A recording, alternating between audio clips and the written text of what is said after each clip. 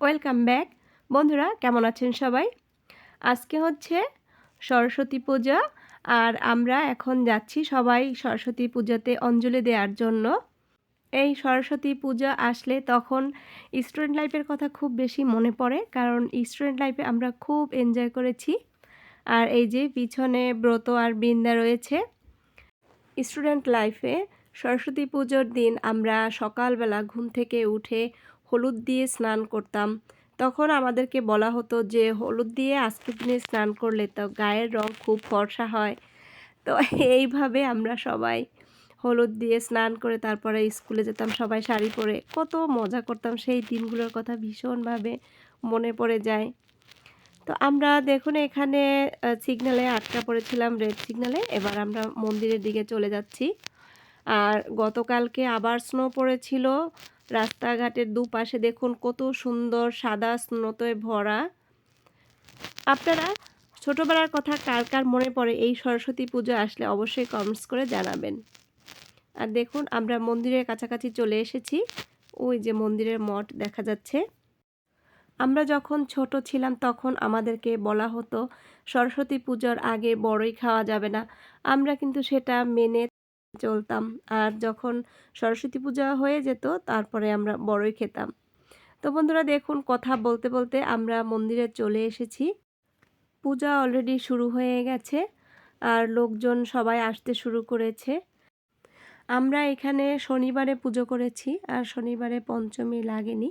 শ্রী পঞ্চমী বলে কথা, এখানে কিন্তু পঞ্চমী লাগার আগেই পূজাটা করা হয়েছে। কারণ হচ্ছে এই মন্দিরটা ইন্ডিয়ানরাও এখানে তাদের প্রতি রবিবার দিন তারা প্রোগ্রাম করে থাকে।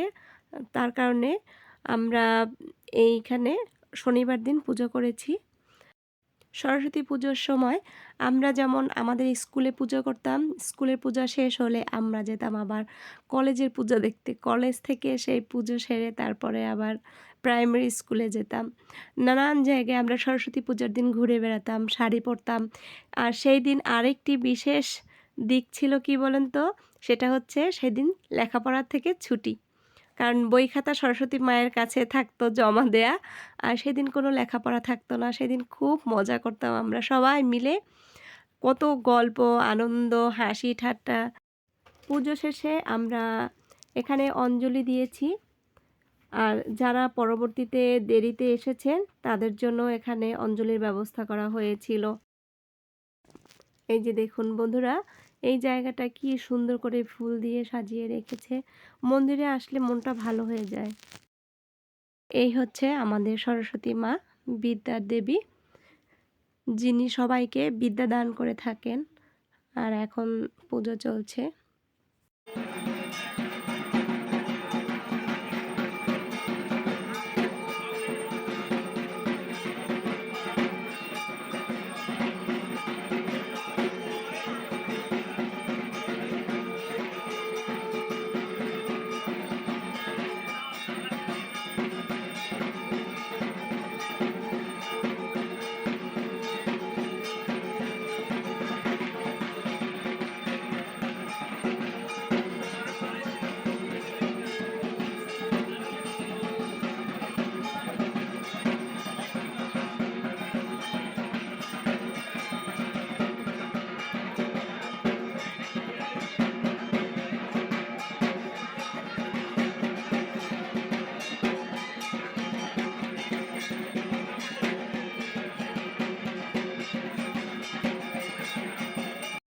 বন্ধুরা পূজা কমপ্লিট আর আমরা প্রসাদ খেয়ে বেরিয়ে পড়েছি।